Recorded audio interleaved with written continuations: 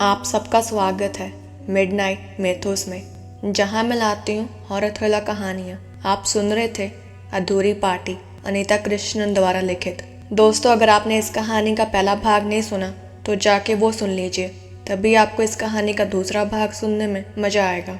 धन्यवाद। मिसेस कुलकर्णी, इस इंस्टीट्यूट के परिसर में कभी कोई भी देर रात की पार्टी नहीं हुई है। मेरे पति ऐसे नहीं कि वह उनका आयोजन करें या ऐसी पार्टियों की इजाज़त भी दें। उनके चेहरे पर रहस्य के भावों को पढ़ते हुए माँ ने आगे कहा, किसी समय पर वाइल्ड फ्लावर हॉल एक हॉस्टल था। जब हमारे ऊपर अंग्रेजों का शासन था, वह यहाँ पार्टियाँ करते थे और हम स्थानीय भारतीयों की बदौलत जिंदगी के जश्न मनाया करते थे। लेकिन ये सब अब बंद हो चुका है। मिसेस कुलकर्णी का चेहरा सफ़ेद पड़ चुका था। अपने ऊनी कुर्ती और शॉल के बावजूद वह सह रही थी। माँ ने आगे कहा, हाँ, होली दिवाली जैसे त्योहारों को मनाने के लिए हम औपचारिक रूप से इकट्ठा होते हैं, या शाम को मेहमानों के लिए कभी कभार चाय नाश्ते का आयोजन होता है, लेकिन इसमें अधिक और कुछ नहीं। कभी नहीं। कल रात कोई पार्टी नहीं थी, ना तो शाम को ना ही रात को। माँ ने स्पष्ट रूप से मिसेस कुलकर्णी की शंका को दूर कर दिया और चाय की कुछ चुस्कियाँ लेने लगी। मिसेस कुलकर्णी ने माँ को चिंता के साथ देखा, जो अब डर में बदली जा रही थी। माँ समझ नहीं पा रही थी कि उनके साथ समस्या क्या हुई। क्या वह थोड़ी खिसकी हुई थी? कुछ देर तक चुप्पी छाई रही। माँ ने देखा कि वह अपने माथे पर छलक आए पसीने को पोंछ रही है और सोचने लगी कि वह इतनी चिंतित क्यों है। शाम को स्टाफ और छात्रों ने हमारे लिए एक फेयरवेल पार्टी रखी है और बेशक आप दोनों हमारे विशेष मेहमान होंगे। माँ ने उन्हें खुश करने की कोशिश की। मिसेस कुलकर्णी की चिंता इससे कम नहीं हुई। माँ देख रही थी कि वह हैरान परेशान यहाँ वहाँ देख रही थी और उनकी आंखें भय से चौड़ी हो चुकी थी। फिर उनकी आंखें उस विशाल शाहबलूत के पेड़ पर आकर टिक गई, जो कॉटेज के बेडरूम की खिड़की के पास था। वह पेड़ भीमकाय था और शायद कई सदियों से वहां था। वह माँ की ओर मुड़ी। मिसेस शर्मा, कल रात निश्चित रूप से एक पार्टी हुई थी। उन्होंने अब लगभग प्रचंड रूप से अपनी बात रखी। बर्तनों के टकराने, गिलास के टकराने और विदेशियों के बैरों को कुछ चीजें लाकर देने जैसी कई सारी आवाजें हो रही थी। बैरा, चाय लाओ। मैं किसी को ऑर्डर करते एकदम साफ सुन रही थी। संगीत बज रहा था और डांस भी हो रहा था और डाफनी नाम की एक महिला भी थी। मैंने कल रात ये सब होते साफ तौर पर सुना था। भ्रमित होने का कोई प्रश्न ही नहीं है। अब मिसेस कुलकर्णी को भौचक्का होकर देखने की बारी माँ की थी। वह हक्की बक्की रह गई। ये क्या बकवास कर रही है? बाहर पार्टी हुई थी, वह भी आधी रात को, और अंग्रेज मौजूद थे। आपके हिसाब से पार्टी कहाँ हो रही थी?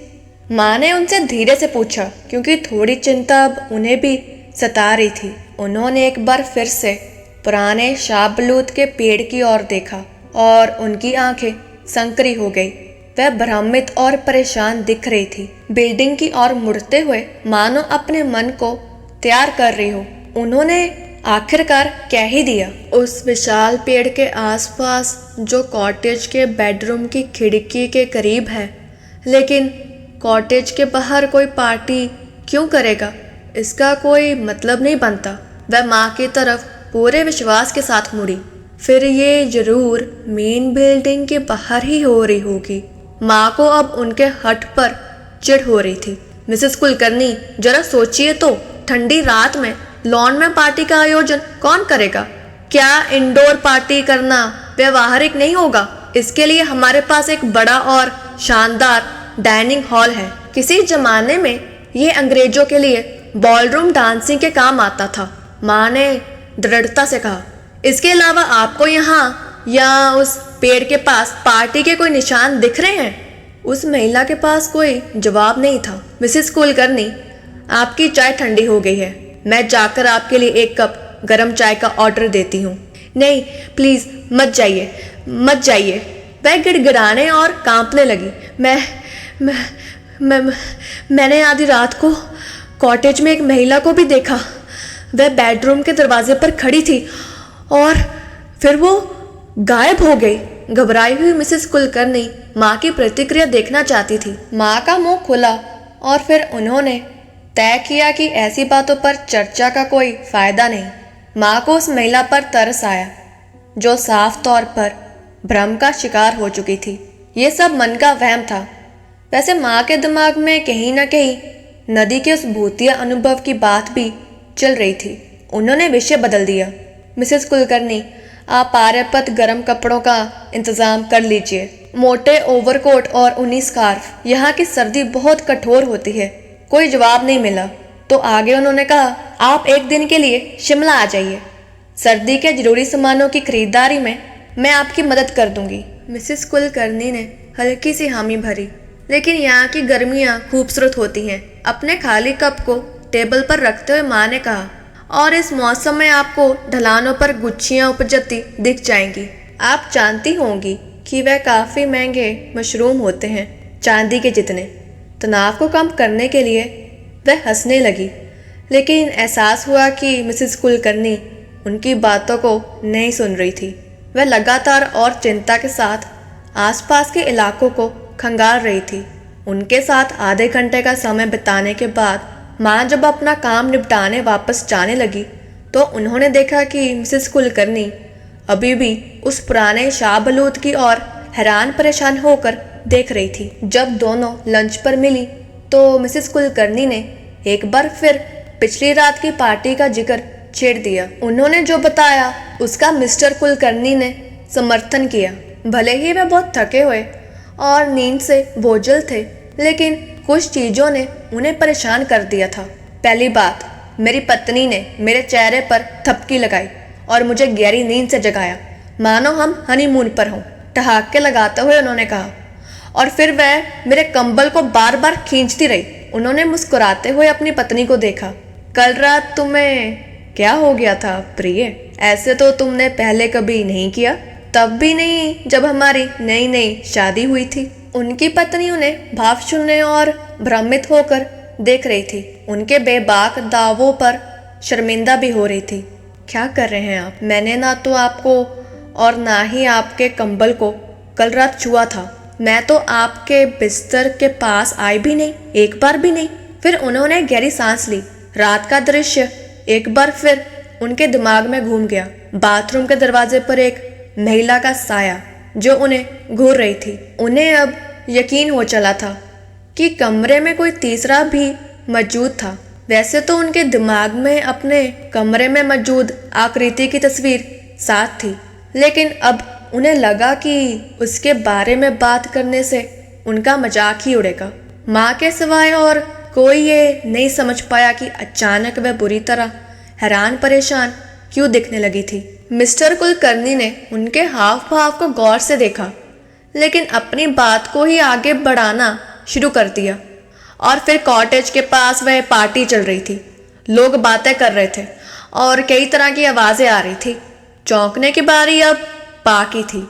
उन्हें पिछली रात हुई किसी भी पार्टी के बारे में कोई जानकारी नहीं थी और इंस्टीट्यूट के परिसर में उनकी जानकारी के बिना कैसे हो गई।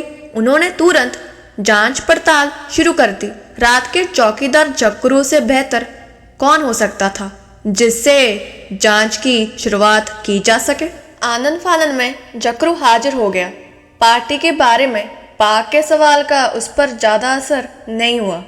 हालांकि उसके नाक भौं सिकोड़ने से उसकी चिंता साफ हो गई। कोई पार्टी नहीं हुई थी साहब। साहब ने जो सुना वह अक्सर सुनाई देने वाली रहस्य भरी आवाज़ें हो सकती हैं। कैसी रहस्य भरी आवाज़ें? पा हैरान रह गए, लेकिन उन्होंने जकरू की बात को सीधे तौर पर स्वीकार नहीं किया। मिस्टर और मिसेस कुलकर्णी ने बाहर हो रही पार्टी की आवाज़ें सुनी हैं। पार्टी कौन कर रहा था? उन्होंने सवाल दोहराया और तुरंत सफाई मांगी। कोई भी नहीं साहब। जकरू अपनी बात पर अड़ा रहा और फिर मिस्टर कुलकर्णी की ओर मुड़ा। साहब, क्या आप बता सकते हैं कि वह आवाज़ें कहाँ से आ रही थी? क्या वह कॉटेज के बाहर उस विशाल शाहबलूत के पेड़ के पास से आ रही थी? मिस्टर कुलकर्णी ने कोई जवाब नहीं दिया। साफ तौर पर उन्हें ठीक ठीक मालूम नहीं था। ऐसा लगा जैसे मिसेस कुलकर्णी ने राहत की सांस ली। वह मुस्कुराई और जोर जोर से हाँ में सिर हिलाया। कुछ आवाज़ें उस विशाल पेड़ के पास से आ रही थी जहाँ हमारे बेडरूम की खिड़की है। बाकी आवाज़ें दूर से आ रही थी। फिर उन्होंने विजयी भाव से माँ को देखा। मैंने आपसे कहा था ना मिसेस शर्मा। साहब, मैंने भी कुछ मौक़ों पर ऐसी आवाज़ें सुनी हैं। वह कभी कभी शाहबलूत के पेड़ के पास से आती हैं। संगीत भी सुनाई देता है और अंग्रेज़ों के बातें करने की आवाज़ें। पहले तो मैं एक बार शाहबलूत के पेड़ के पास पता करने के लिए गया कि क्या चल रहा है। वहाँ कुछ नहीं था, कोई भी नहीं। लेकिन लेकिन लेकिन क्या झकरू पा घबराए से लग रहे थे। साहब, किसी अदृश्य ने मुझे धक्का दिया और कहा, दूर भाग जाओ। अब सभी हैरान परेशान जकरू को देख रहे थे। इसलिए मैं मेन बिल्डिंग के बरामदे पर ही रहता हूँ और शायद ही कभी उससे आगे जाता हूँ। रात के समय उस कॉटेज की तरफ तो बिल्कुल भी नहीं। और मेरी लालटेन बहुत बड़ा सहारा है। मुझे लगता है भूतों को आग से डर लगता है। मिसेस कुलकर्णी का मुंह खुला का खुला रह गया। दिख रहा था कि वह कांप रही हैं। मिस्टर कुलकर्णी के चेहरे का रंग भी उड़ चुका था। झकरू ने किसी को भी नहीं देखा और आगे कहा, जब कुलकर्णी साहब के रहने का इंतज़ाम किया जा रहा था तब मैं आपको सावधान करना चाहता था साहब। कई लोगों ने अजीब अजीब चीज़ों का अनुभव किया है, रहस्यमयी मुलाकातों का। उन्हें आपसे ये सोचकर छिपा लिया कि आप उन पर विश्वास नहीं करेंगे, जैसे कि आपने नदी साहब और वल्लभ पर विश्वास नहीं किया था। अब कमरे में दर्दनाक सन्नाटा था। जकरू हिचकिचाया और फिर बोला, साहब, मैंने सुना है कि इस बिल्डिंग में गोरे साहबों की पार्टी हुआ करती थी। पा ने धीरे से हाँ में सिर हिलाया और सोचने लगे कि क्या उन्होंने अपने मरे हुए लोगों को भी यहाँ दफनाया है, उस पुराने पेड़ के नीचे। उनके बाद मिस्टर और मिसेस कुलकर्णी ने कॉटेज के पास फटकने से भी इनकार कर दिया। जकरू, विष्णु और कुछ अन्य की बहादुर टीम उनका सामान लेकर मेन बिल्डिंग में आ रही थी। कॉटेज में ताला लगा दिया गया और उसे त्याग दिया गया। सिर्फ एक दिन की जान पहचान के बावजूद अगले दिन हमारे जाते समय मिसेस कुलकर्णी सबसे अधिक उदास लग रही थी। आंखों से बहते आंसुओं के बीच उन्होंने माँ को गले लगाया। महज 2 महीने बाद पा को मिस्टर कुलकर्णी का एक अर्जेंट लेटर मिला। उन्होंने तुरंत अपना ट्रांसफ़र वापस दिल्ली कराने की मांग की थी। उनकी पत्नी गंभीर रूप से बीमार पड़ गई थी। डॉक्टरों ने कहा था कि उन्हें भयंकर डिप्रेशन और मानसिक अशांति की समस्या है। उन्हें तुरंत जगह बदलने की भी सलाह दी गई थी। दोस्तों, अभी आपने सुनी अधूरी पार्टी, अनीता कृष्णन द्वारा लिखित। अगर आपको ये कहानी अच्छी लगी तो लाइक करना मत भूलिएगा। और अगर आपको हॉरर थ्रिलर कहानियाँ सुनना पसंद है तो मिडनाइट मेथोस को सब्सक्राइब करना मत भूलिएगा। मैं आपको फिर मिलूँगी एक नई हॉरर थ्रिलर कहानी के साथ। धन्यवाद।